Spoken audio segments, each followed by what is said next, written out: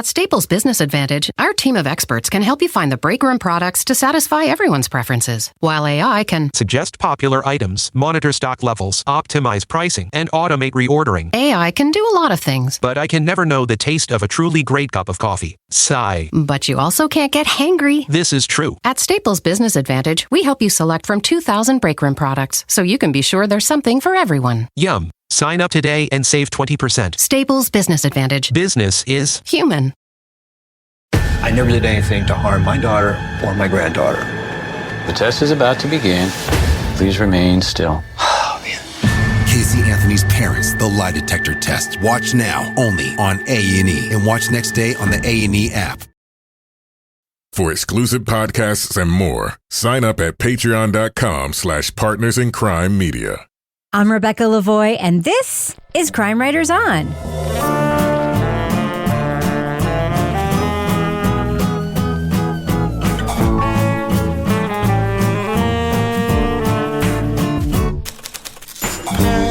Crime Writers On is the original true crime review podcast that digs into true crime, pop culture, other podcasts.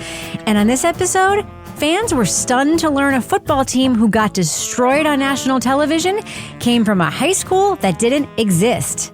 But how they got on TV was only part of the story.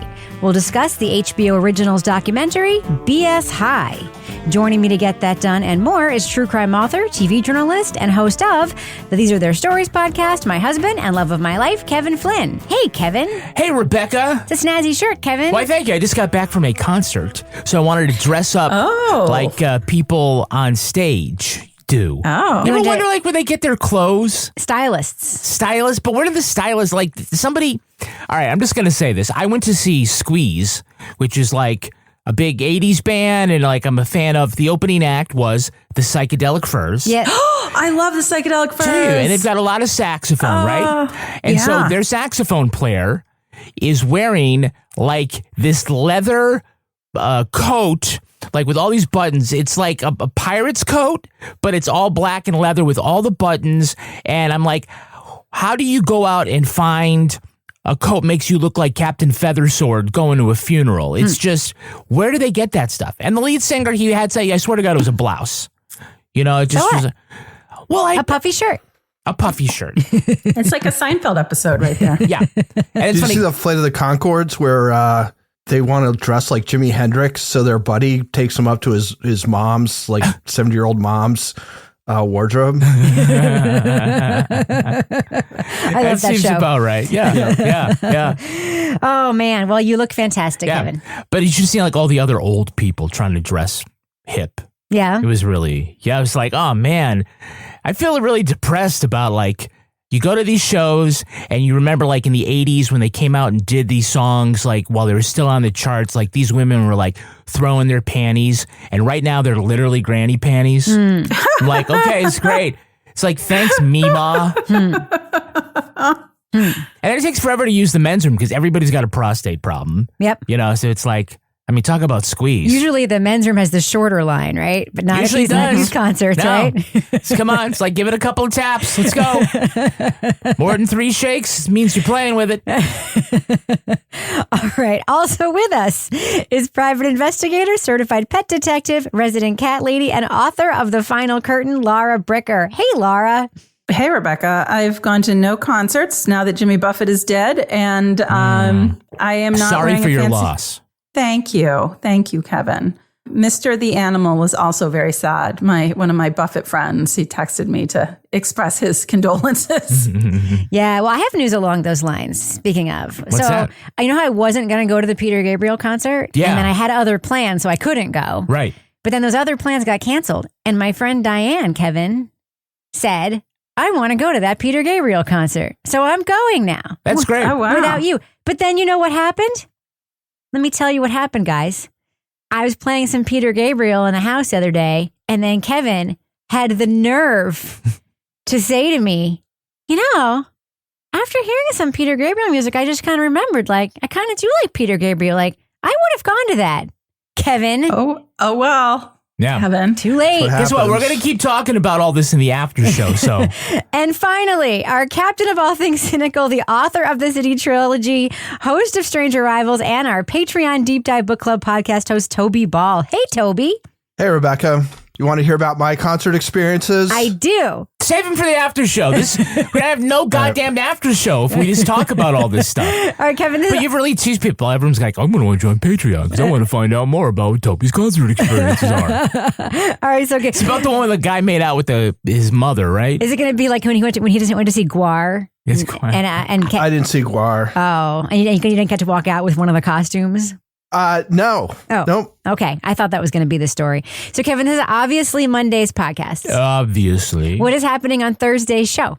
On Thursday, we're going to be talking about the new podcast called Dear Alana. Okay.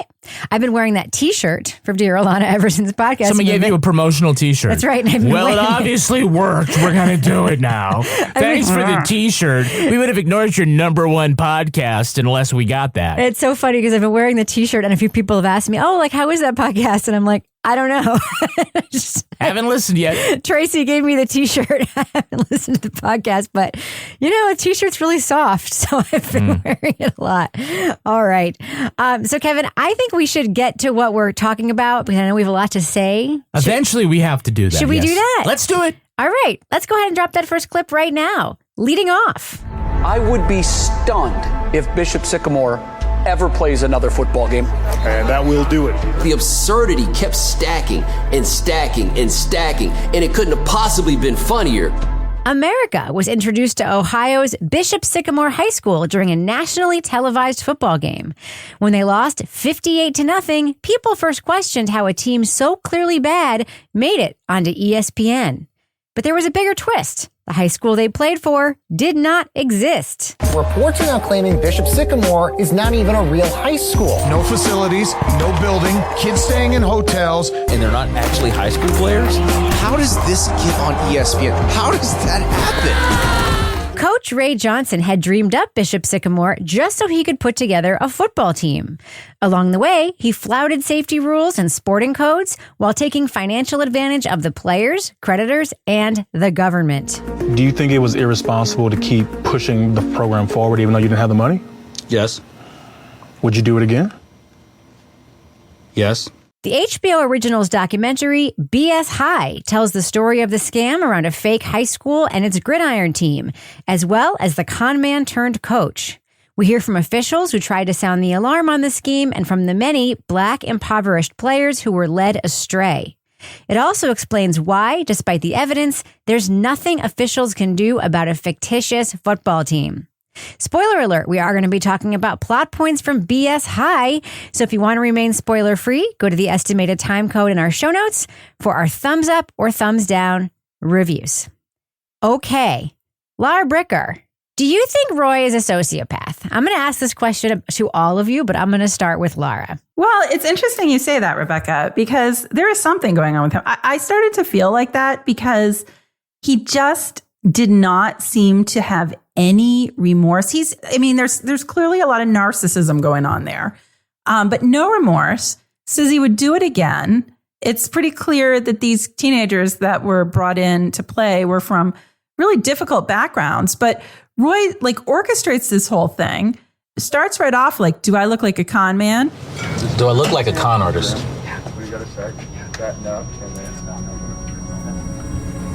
How you feeling? That's what I'm asking. Do I look like a con artist or do I look like regular normal person? You look good. Okay, there was a specific question in there. I mean, if he's not a sociopath, he's probably the most self-centered person that I've seen in quite some time in terms of the things that he did, bouncing checks at hotels, taking out PPP loans in the names of these kids. And he ran over some geese with his car. Yes. I mean, there's a lot of bad things about Roy. He ganked some geese. And then backed up and ran over him again. So I'm just saying, I don't know. I just think Roy is a bad guy. What do you think, Toby? What do you think about Roy's personality? Because, he thinks he's, funny? That's the thing that's so hard to discern. Yeah, I mean, it is, because he'll say stuff that's obviously complete bullshit and then, kind of smile at the camera yeah, I know. I'm in on the joke too. But Is he a con man? Is he a sociopath? Is he both? It's strange, but I think like one of the sort of moments that made me think about him being a sociopath is his reaction to one of his players, like breaking down about how going to Bishop Sycamore had really just like ruined his life at that moment, at least. And there's clearly no empathy.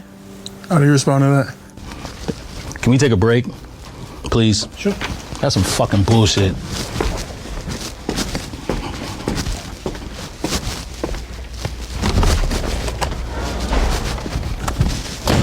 These motherfuckers, man. Like, I don't think he feels embarrassment, but I think he feels as though he's being, sort of insulted or called into question. And that's in contrast to his buddy who's there, who clearly, is given some pause and then kind of gives sort of the positive spin that he can give about what they were doing for those kids. But I think the contrast between them, how this guy seems like kind of sincere but misguided, and Roy just seems, he basically says, if you can prove that it's a lie, I'm probably not going to lie about it. But if there's no proof out there, I will 100% lie. And so I guess that's getting pretty close to being a sociopath, right? What do you think, Kevin? Yeah, well, the question of what makes Roy tick is sort of at the heart of this whole thing. And no one there seems to have a solid answer, right? At the end, they kind of sum it up and just kind of go around the horn. It's like, what is Roy about? What kind of guy is he? And all this other stuff. And no one really is able to put their finger on it. I think that the thing Toby brings up is right. The truest thing he probably said was that he was an honest liar, and that he's not going to lie to you about something that you can prove. And that's sort of a lie within itself. I will not lie about something I can prove. I'm not going to tell you that we did something and we didn't when I can prove it. But you're comfortable to lie about things that can't be proven? Yes. He strikes me as somebody who sees all of these rigged systems and is like, I see all of these loopholes in the world, and I'm going to use all of them. And then he also does all these dishonest things. But ultimately, like, he did a lot of bad shit, but there were mechanisms for him to do all this bad shit. He just did it at every level, right? So he takes advantage of the church, the rules about churches, in order to like have an organization that the government can't go after, right? But then he does this stupid thing where I have heard of this scam before, by the way, of ordering 100 chickens. And then canceling the order and then going in and getting him at a discount. I've heard that people doing that around pizza and all that stuff. But that's not technically illegal, right? But it's a scam. Like, he's like shady AF. Yeah, he's like, if there's a loophole, there wouldn't be that loophole if they didn't want people to use it. Or like that seems to be the way he thinks, and he is literally ruining these kids' lives along the way. And the fact he doesn't care, obviously, is the problem. I want to talk about that other school, IMG. I want an expose on that place. Does anyone else want there to be a documentary about that school? Besides me? Well, what do you need to know? Somebody bought the high school for $1 billion. Yes. That's crazy. That's crazy. Yeah, it's a vocational school about sports, which is fascinating to me. Yeah, it's been around for a long time. Those schools start off as basketball schools. Like, I don't know what IMG kind of came out of, but, because you need so few players to have like a really top high school basketball program. There was a one down in Virginia that was big, that produced a whole bunch of pros. At one point, Lake Winnipesaukee had 2 of the top 3 teams in the country for basketball, which is like rural New Hampshire, but it's these 2 prep schools that just, they get college-bound guys to do their PG years there. So then IMG kind of took that and was like, we'll do it for every sport. So they do football. I mean, I think football is obviously the big moneymaker, but IMG's got basketball. IMG's got lacrosse. Those are just the ones I've literally seen. So I'm sure there's a ton of other sports they do as well. Yeah. I'm not in any way discounting the student athlete, right? Like a kid who is really, really good at sports. And, we wouldn't say that a kid who is really, really good at the arts, shouldn't go to a program that really excels at that. Right. But it is interesting to me, there are all these ways that kids who are really good athletes can sort of get around things, they're different academic things or whatever. We were watching that thing about the Gators on Netflix, and like Tim Tebow played football for 2 high schools that he didn't attend because he was homeschooled. Like, and I found that very interesting, that there are all these weird rules in high school sports that you can, like, if you want a great athlete on your team, there are lots of different ways to get a great athlete on your team. Yeah. I think with IMG, like, most of those kids are going to play Division I sports. I mean, that's why they're there. So it's almost like, it's kind of like a college prep school, but you're prepping for sports in a way that Bishop Sycamore is not. Although they're like, we want to be like that. And they offer like that minus, it's like that idea, but without any of the academics. Plus, these kids just aren't, for the most part, Division I worthy, right? They're just not that good. And some of them aren't kids. And some of them can buy beer. And Kevin, Roy isn't even a good coach. That's the crazy thing. I mean, there are a lot of crazy things, excuse me. But, it's funny that he isn't even that good of a coach wanting to put together this team. I mean, he was superior with the stuff about like no money down and walking away when the bills came due. He was really good at that. But I think for me anyway, the larger goal of this con isn't really clear, right? Is he doing this because he wants to make money? But who's he making money off of? And is it just to perpetuate this? Right? I mean, I guess they're saying there's money. I think it's his ego, Kevin.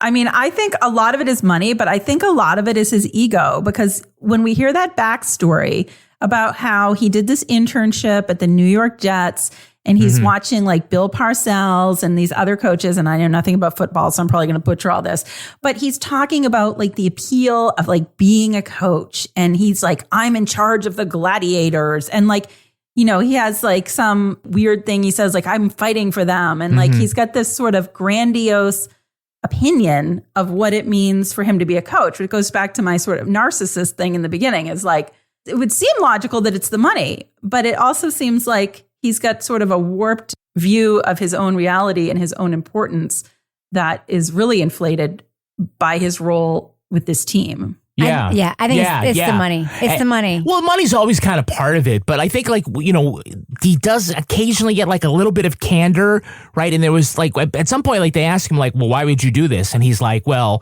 it's about pride and insecurity and things like that. And it's kind of like, dude, if you just want something, just say it. Like, I want you to join our Patreon. Oh. So just come right out and say it. That's definitely about the money. That's how we make our show. That's like literally how we pay ourselves to make our show. Toby's like, I was just about to make a really good point. You can make it after the business section, Toby. Toby, we'll come back to you. You keep thinking about that, okay, Coach? Let it simmer. Let it simmer there. So right now on Patreon, you're going to hear the end of that discussion that we started to have about concerts and about, I'm going to like focus this because we've talked a little bit about this in the past. And I just recently remembered Toby's story about going someplace to one of these shows. Guar. This guy was there with a woman who could have bailed up his mom. Yeah, Peter Gabriel. Okay, yeah. So we're going to talk about specifically when we were in high school, the bands and artists that you didn't get to see, but would love to see today. Peter Gabriel. If they're still alive. So Jimmy Buffett doesn't count. Other things going on. I mean, you get over 400 now, 400 exclusive podcasts at patreon.com/partnersincrimemedia. They include Laura Bricker's Leave It to Bricker. They also include Toby Ball's Deep Dive Book Club podcast. Toby's next book that he's discussing is Beneath a Ruthless Sun by an up-and-coming author. What was his name? I can't. Who is it? It's Gilbert King. Oh, Gilbert King. That guy. Yes. I wonder whatever happened to him. I don't know. Yeah, Does he make anything else? Does he make anything else? You know what he makes? Bone Valley. He's always making the Bone Valley. He's also a professional photographer, by the way. Really? Yes. Don't you follow him on Instagram? No, I just thought he was really good with his phone. Damn. So sign up, get more of that discussion. Also, we have Married with Podcast, which is the podcast in which Rebecca and I dole out advice to people. And this time we're answering a listener's question about what to do about their 20-month-old kid who is biting people. Oh. Need some of advice. You can from say Rebecca. a year and a half now. You don't have to say 20 months old. It's people just like stuck on the month thing. Run them out to people. Yeah. I'm sick. I'll be 600 months old. Just like the math is like, I can't believe it. Cannot figure it out. So to get all that great stuff, go to patreon.com/partners in crime media. Sign up. You can get episodes of Crime Writers On early and ad-free as well. All right. Kevin, does that end the business section? Thus ends the business section. I'm going to go ahead and fade that music out right now. At Staples Business Advantage, our experts can help you find furniture that fits any design and budget, while AI can recommend products based on preferences, generate 3D models for visualization, and optimize space planning for office furniture. take advantage of our team's eye for style and design. And my eye for, wait, I have no eyes. Only algorithms. At Staples Business Advantage, furnishing your office is easy. And with the best warranty in the business, we're committed to you now and down the road. Sign up today and save 20%. Staples Business Advantage. Business is human. I never did anything to harm my daughter or my granddaughter. The test is about to begin. Please remain still. Casey Anthony's Parents, the lie detector test. Watch now only on A&E, and watch next day on the A&E app. Luxury is meant to be livable. Discover the new leather collection at Ashley with premium quality leather sofas, recliners, and more, all built to last. No matter how many spills, scuffs, or pet-related mishaps come its way, the leather collection at Ashley is made with the durability you need for the whole family. Shop the new leather collection at Ashley and find chairs starting at $499.99 and sofas at $599.99. Ashley, for the love of home. As you were saying, Toby, what were you saying before Kevin so unceremoniously went right to the business section? Yeah, I was just going to say that was a quarterback sneak, Toby. Yeah, I knew there was some kind of metaphor that could be put in there. I really like this documentary. I think one of the things it doesn't do well is that it kind of hints at this financial aspect of the con, but it doesn't really follow through. Like, I didn't feel like I understood it.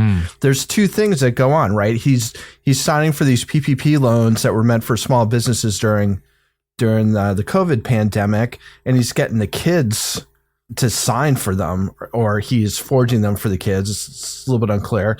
And then the other thing is he's charging tuition. Yep. And you never find out anything about where this money actually goes. So, I mean, he could potentially have like close to $1 million based on just the numbers that you kind of see flashing across the screen, and then the number of kids they have. But that is just not pursued at all. Right. It doesn't really fit in with their sort of larger point, but it does at the end of the day. That seems like the part that would be super actionable, because, you know, this thing about running they have this religious institution exception to the Ohio high school oversight committee or whatever it is. Anyway, that seems like what would be legally actionable, but they don't pursue it at all. Yeah, I think there's a reason why, though, he did it that way. I mean, it's like he's raising money from organizations for a thing that he's never going to build. So there's that. He also feel like he's kind of stumbling into certain things by accident. Because, I mean, obviously he didn't set this up knowing it was going to be a pandemic, get PPP loans. I don't even think like he planned it, like, we're going to make this religious because we're going to get these tax exemptions and things like that. I kind of feel like... No, he made it religious because there was going to be no oversight. Yeah, but also he's like, I can get... It was like this original church. I can convince them to start a quote-unquote school, right? As opposed to going to your alderman and saying, I need to set up a high school, right? But it made me wonder, too, if Ohio, and I could look this up in 2 seconds, has a program, like a tuition program like New Hampshire has, like a voucher-type program where he could get paid the tuition like through the state if the kids don't have the money. Yeah, he probably could, but then, that's a different kind of fraud. And it just seems like... I don't know. There's no oversight because it's a religious institution. There's no oversight, but I think in some ways we ascribe like a lot of elegance and foresight to his scheme. But I mean, there's one detail that makes me question everything we think about what he was doing here with this team, and is that he schedules a last-minute game on the Friday before the biggest game on Sunday. Yeah. Right? Like, on its face, like, you don't coach football, you guys, but that's like a disaster. You're going to have tired players. They're going to be injured, more quickly. If his plan is that he wants to get the exposure to show everybody what a great high school team this is and people want to go, you just, like, gassed, like, half of your team. And I'm like, why would you do that? if you're really thinking about this scam, you wouldn't do that in a million years. What was so important about that Friday game that you had to, set yourself up for a major failure and watch this whole thing unravel? I think it belies that he really doesn't have this thought out all the way through.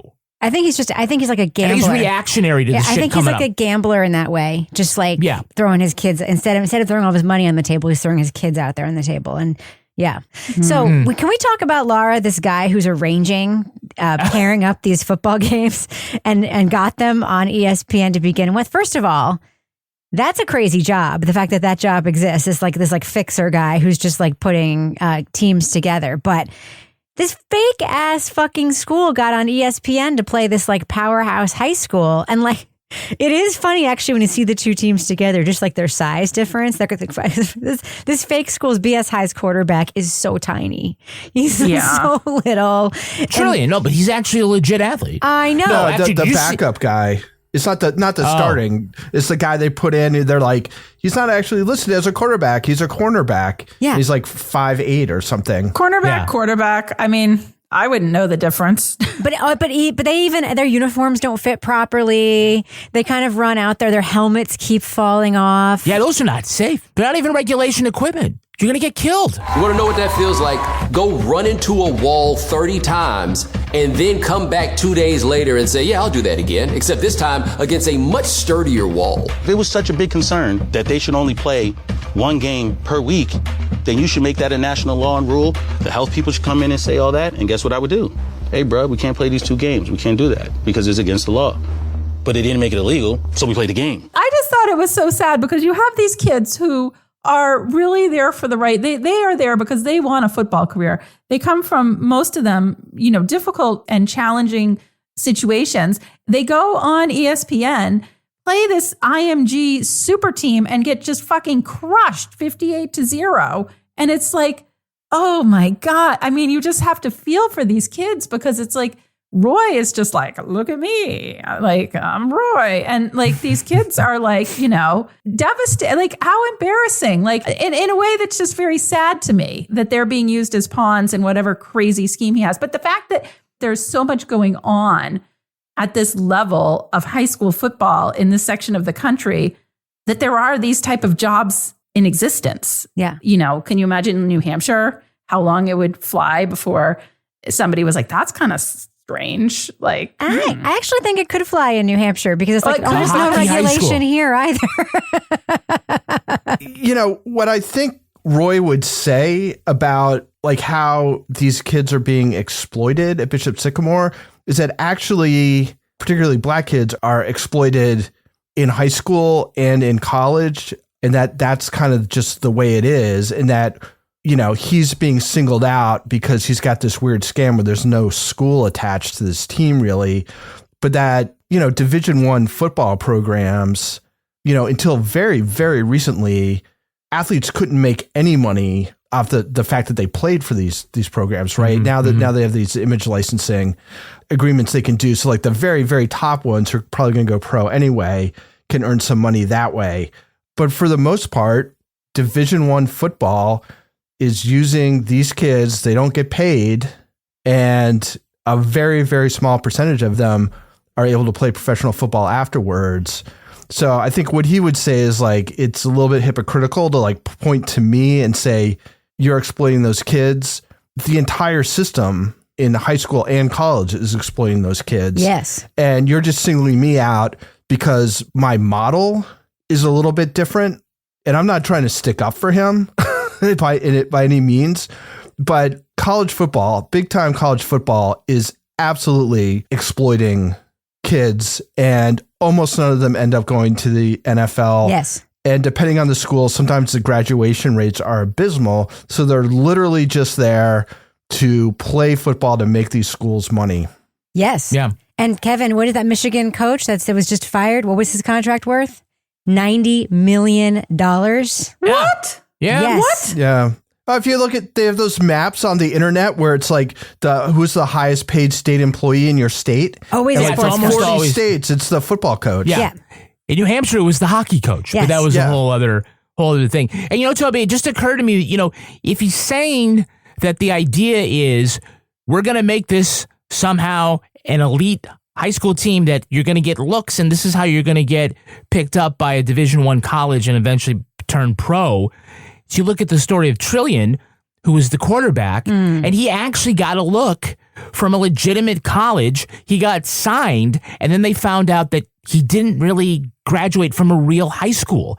It isn't like a certain college could be like, oh, well, you know, we're going to look the other way, or a certain college could say we can make an exception, because all of these colleges have to go by the NCAA. They set the rules. And unlike Ohio High School Athletic Association, like if you're with the NCAA, there's no exceptions, right? You got to do that or your team doesn't play. So no one's going to like make a big exception for a student who didn't graduate from high school to play, you know, in an NCAA team. So, and anyway, the point is that nobody from Bishop Sycamore, even if they're fantastic, is going to be picked up by a college because it's not an accredited high school. Yeah, it's like that. It's like Navarro College, that college in cheer, that junior college has different rules because it's a junior college. Remember, because they're not part of the NCAA. But they're part of a different. They're part of a different league that has rules. But remember how lax it was, because it was like there were kids there that like the academic rules were kind of lax. The one rule was that you could be at Navarro College forever, but you could only be on mat for the tournament for like 3 of your years while you were matriculating at that college. But you could technically just keep coming back to that college year after year after year after year and train with the team or whatever. So sometimes kids would go there and then go on to like, but that's not UT Austin or whatever, but like not typically. That option is not available to these kids. No, it is not. Go ahead, Laura. Oh, I was speaking of just the whole high school athletic thing. I mean, I would love to talk about that guy that is the investigator or the former investigator because like he was one of my favorite characters in this. And I just love the way that he was able to explain what was going on with Roy. Like he said, his life provided a fantastic case study. And then we have the reporter who's kind of like his counterpart who knew him, who was talking about Ben and how much Ben loves the rule. And he's digging like a puppy when he gets out on a case. And then watching him and hearing from him as he was talking about, you know, how basically the rules were not really adequate, like you guys are saying, to respond to what was happening there. And I think the part that was sad is he said he couldn't get anybody in the media interested in reporting on this until that ESPN game where they get just trounced 58-0. And when there is finally an investigation, obviously, like you guys were already saying, there's not much they can do. But I think one of my takeaways from the Ben and then Andrew, who was the reporter part, who, by the way, had the best name for a book title ever, Friday Night Lies, which was pretty awesome, was, I mean, and this is just an issue that's sort of near and dear to my heart, is sort of like the decline in local news coverage. And I guess I wonder, how would this, or would it have played out differently in like the old glory days that I think of in journalism, when we did have lots more reporters, and somebody surely must have been like, what the fuck is going on with this place and this guy Roy? And like, you know, somebody, I feel like besides Ben at the Ohio Athletic Association might have been asking questions about this, and maybe, you know, being more like that public watchdog that you hope you have in your local journalist. So I did wonder, if we were in sort of a different era, would this have gotten as far as it did without having some more public scrutiny on it? I don't know if anyone else kind of wondered about that. It's in Columbus, Ohio, right? Yeah. I mean, the Columbus Dispatch is... Yeah. I mean, but how much have they been cut down? That's the question. It's I don't know. I don't know. All these papers have been so cut in terms of, you know, their reporting staff. It just kind of made me wonder, like, if we were in a different time, would it have gotten that far? But I did enjoy Ben and, you know, his sort of, you know, investigation into Roy. And what did he say? He's either really good or really, really bad. Like, when he said, do you think Roy's a con man? And he said, he's kind of good at it, and he's kind of awful at it. Well, he also says, he opened my mind to what fraud could be. I had no idea the depths with which you could get away with things, and his life provided a fantastic case study for all the flaws of the legal system. Yes. Yes. So I love that guy, but I was like, man, I want to support you because like you're out there by yourself beating this drum and like, trying to bring this down and there's really nothing that can be done, which is just absolutely maddening. Yeah. Well, Kevin, we also learn, at the end of the documentary, like Roy is not a good guy in other aspects of his life, right? Like he has all these other, his domestic cases. Violence charge. Correct. He's got the financial scam stuff. It goes way beyond rotisserie chicken. It's like it's going to Kinko's to make up a check. Yep. Why not just make up $100 bills, dude? It's a color copier, right? Yep. Yeah. So we start off, and certainly we understand he's an unreliable narrator from the jump. Right, especially when he says, "Am I a con man?" and do I look like a con man? And nobody says, "No, you don't." So my answer would be, "What does a con man look like?" What does a con man look like? I think that like if we're starting off thinking like he's going to be a charming con man with a lot of pluck, it's like, hey man, I just tricked the world and I put my football team on because he obviously has charisma, which helps when you're a con man. But the get a load of this guy aspect of it is more than just the quirkiness. There's some real damage that he's doing, not just financially, but also to these kids, not to their physical health, to their academic prospects, to their financial prospects and their credit reports. And these are already kids who are disadvantaged, and he's just taking advantage even more of them. Yeah, he's certainly not a good guy. And even though he's smiling and personable and seems like he'd be a really good hang, that he is just I don't think he really seems like he'd be a good hang. Well, it seems like the producers were having a good time chatting with him. At least he's if you don't mind paying the bill at the end. Yeah, exactly. As long as you don't mind sitting with somebody who like. First of all, I love that ever since The Last Dance, you see in all these documentaries, people are responding to what other people say. That's great. About that them. can be really effective. I mean, that was really the first time I had ever seen that done to great effect. I mean, somebody handing an iPad to the subject and having them react. How do you feel about what Charles Barkley said about you in this clip, Michael Jordan? Yeah, but here they have a big, strong kid break down into tears because of what this did to his life. Yeah. And this guy just gets up and like, oh, that's fucking bullshit, and walks out. Yeah, fuck him.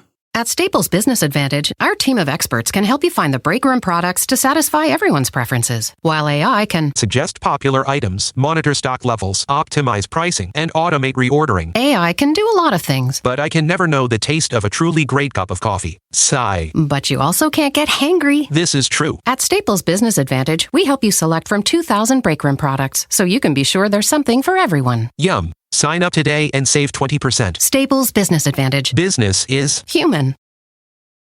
I want people to understand this ordeal. It's taken a toll on both of us. Casey Anthony's parents respond after 15 years of allegations. I've gotten blamed for something I didn't do, and it tears me up inside.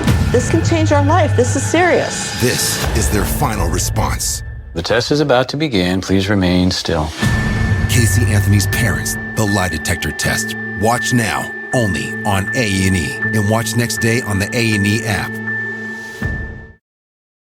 Luxury is meant to be livable. Discover the new leather collection at Ashley with premium quality leather sofas, recliners, and more, all built to last. No matter how many spills, scuffs, or pet-related mishaps come its way, the leather collection at Ashley is made with the durability you need for the whole family. Shop the new leather collection at Ashley and find chairs starting at $499.99 and sofas at $599.99. Ashley, for the love of home.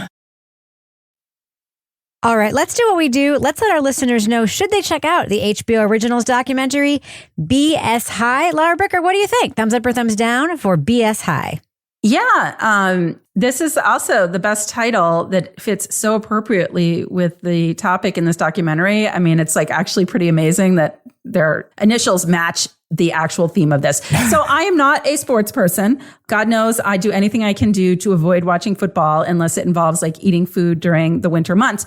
But this was really interesting because this, was an issue where we have a very clear con man who has, a lot of issues going on.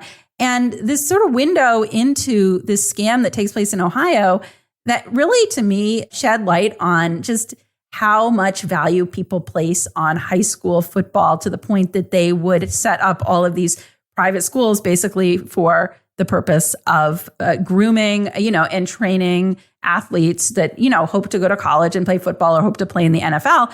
But I think in this case, at the center of it, having Roy, who was the coach / founder of this school, he was just a really interesting case study. And I thought this was really great that they had him doing an interview in this. I think that really made the story come to life for me in a way that was really maddening when you realize what happened, but also very enlightening when you really get a window into who this guy was through his own comments in this documentary. So, I don't like football, but I did like this documentary. So I will say thumbs up.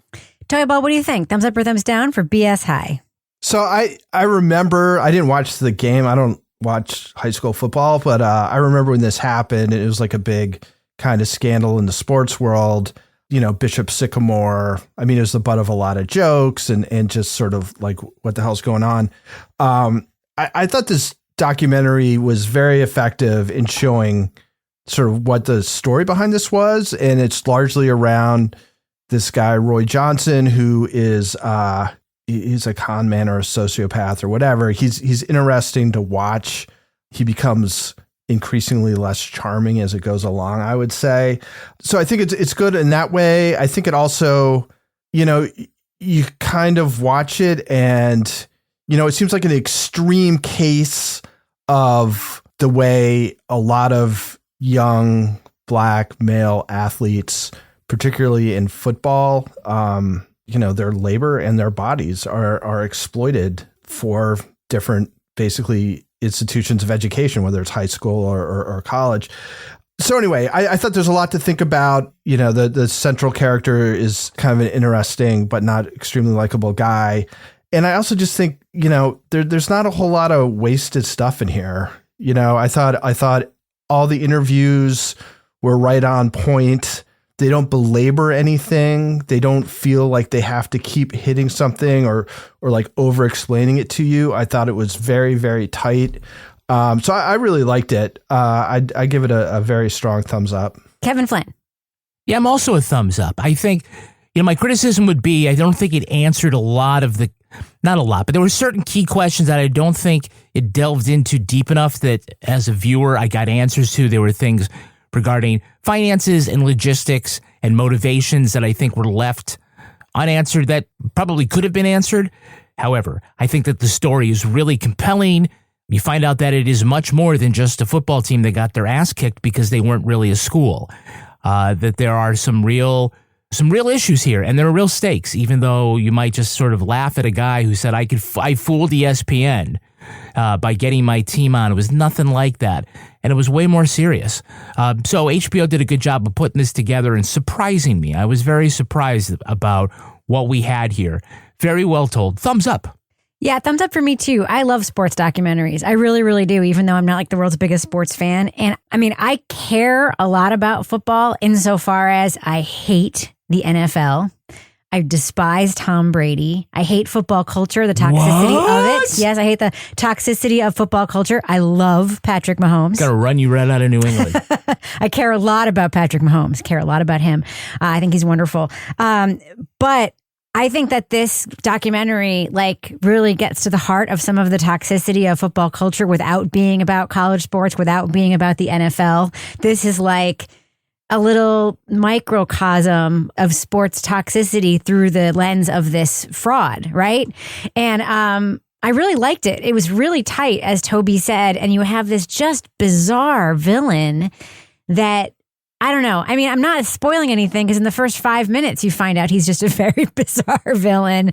But the scam itself is just wild and incredibly sad. And I just think the thing is very, very well put together.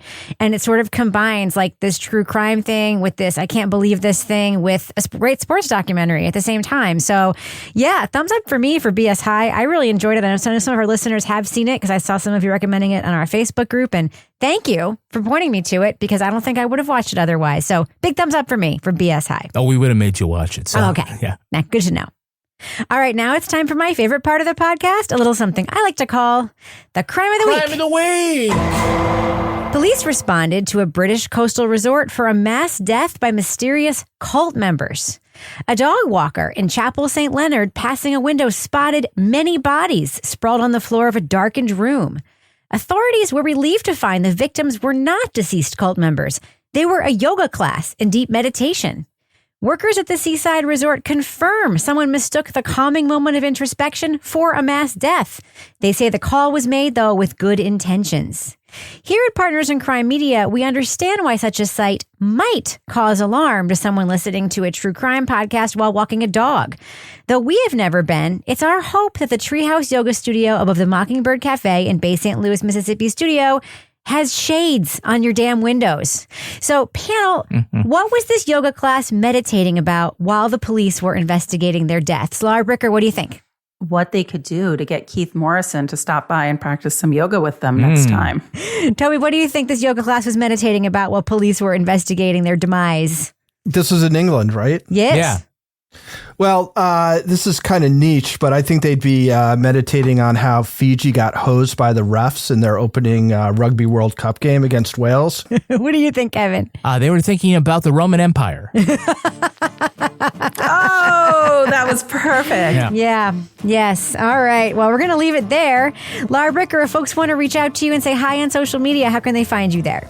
They can find me at Laura Bricker on Twitter. It will always be Twitter. I refuse to change the name. Yeah, why should you? What do you think, Toby Ball? How can people find you online? I guess they can find me on Twitter at TobyBallNH. Twitter does not resemble the Twitter.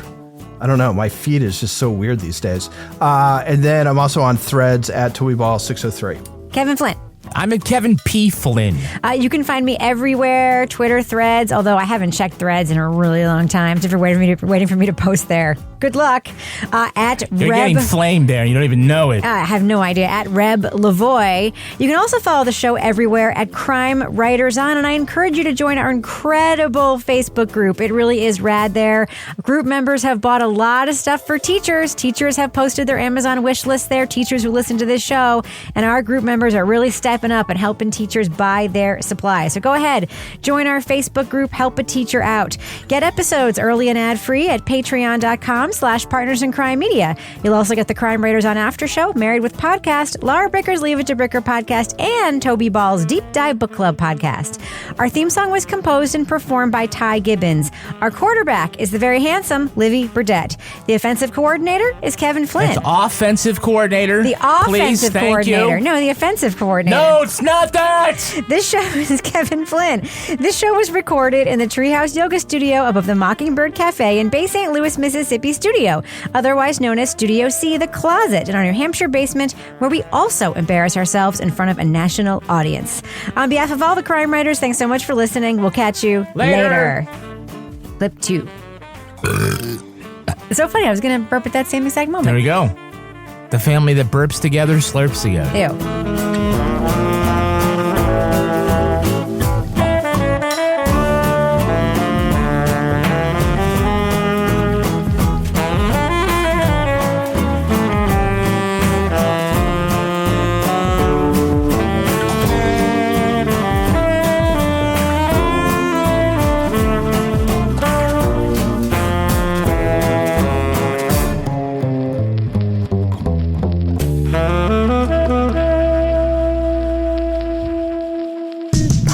In Crime Media.